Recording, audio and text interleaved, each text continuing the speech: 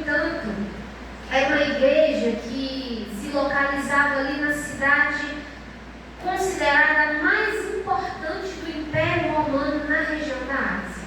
Ela era ali a porta de entrada do Império, ali naquela região, que hoje é a atual Turquia, nós conhecemos, né? A cidade ela era famosa ali por muitas coisas, pelo seu porto, que era grande ali, conhecido, um mercado que crescia muito, mas especialmente ela era conhecida pelo templo da deusa Ártemis, ou a deusa Diana, que nós vamos ler, lá nos capítulos 18 e 19 de Atos, mais ou menos, a grande Diana dos Efésios, uma das 7 maravilhas, do mundo antigo.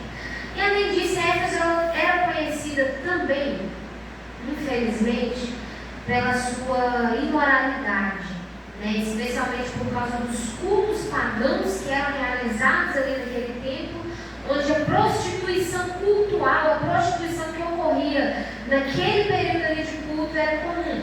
Inclusive um filósofo chamado Heráclito, que vivia ali na cidade de Éfeso, porque segundo ele ninguém podia viver em Éfeso sem chorar por sua imoralidade. Então esse era o contexto que rodeava ali essa cidade. A perversidade da idolatria pagã dominava esse lugar ali, na vida desse lugar onde o povo de Cristo habitava. E esses crentes, a igreja de Éfeso era ali uma congregação formada pela segunda geração de crentes que através de Paulo foram alcançados décadas antes. Como nós lemos no livro de Atos, a gente pode ver ali, Paulo chegando em Éfeso, tendo todo aquele discurso ali contra os efésios que adoravam a deusa Diana, ele prega o evangelho para aquele povo, alguns crentes ali se convertem. Então essa carta agora aqui do livro de Apocalipse, ela é endereçada para a segunda geração de crentes daquela igreja, que recebem a carta de Paulo, enfim. Mas o fato, irmãos, interessante é que essa igreja ela recebeu muito investimento, por parte dos apóstolos.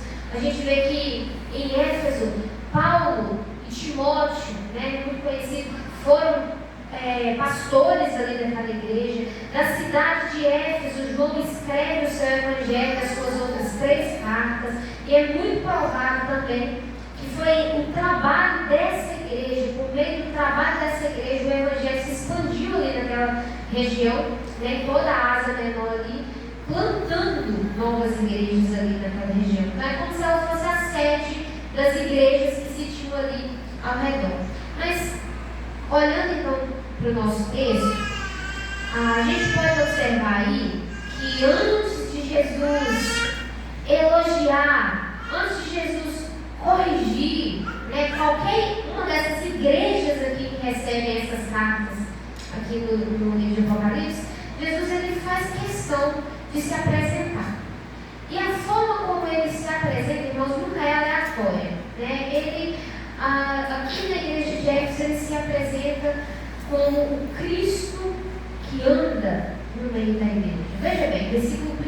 Ao anjo da igreja em Éfeso escreve: essas coisas diz aquele que conserva na mão direita as 7 estrelas e que anda no meio dos 7 candeeiros de ouro. Veja bem, a igreja de Éfeso, Jesus, ele não começa escrevendo, falando sobre sofrimento, ele não começa falando sobre perseguição e nem martírio, mas ele começa aqui falando da sua presença. Essas coisas, diz aquele que conserva na mão direita as 7 estrelas e que anda no meio dos 7 candeeiros de ouro. Irmãos, a igreja de Éfeso era uma igreja ativa, era uma igreja estruturada, era uma igreja que zelava pela doutrina, uma igreja que sabia trabalhar, sabia resistir ao erro, que sabia identificar os falsos mestres. Externamente, olhando de fora, qualquer visitante que chegasse ali e participasse de um culto, tudo parecia firme, tudo parecia saudável, tudo parecia correto. Mas antes de dizer qualquer coisa sobre o que essa igreja fazia, Jesus, ele lembra quem ele é e onde ele está. Ele é o Senhor que não observa de longe. Ele não fala porque ele ouviu dizer algo a respeito dessa igreja, mas ele anda no meio dela. E isso muda aqui completamente o peso dessa carta, porque o que vem a seguir, essa advertência que essa igreja recebe, não é uma crítica de alguém que está distante, de alguém que vem vez ou outra saber como as coisas estão e não participa ativamente da vida da igreja. Não é de alguém distante, mas é a palavra do Cristo que caminha entre os candeeiros e que vê o que ninguém vê, que discerne não apenas as obras, não apenas o que aquela igreja fazia, mas os afetos, as coisas que vêm do coração. E é por isso que essa carta ela começa com um elogio, mas ela não termina nele. E é por isso que essa advertência que a igreja de Éfeso ela é tão séria, e presta atenção nisso, ela era séria, não porque, irmãos, faltava trabalho, mas ela é tão séria porque algo essencial havia sido deixado para trás no trabalho que essa igreja fazia. E hoje aqui, quando a gente olha, né, para essa igreja, nós sinceramente não estamos lidando com o problema do passado.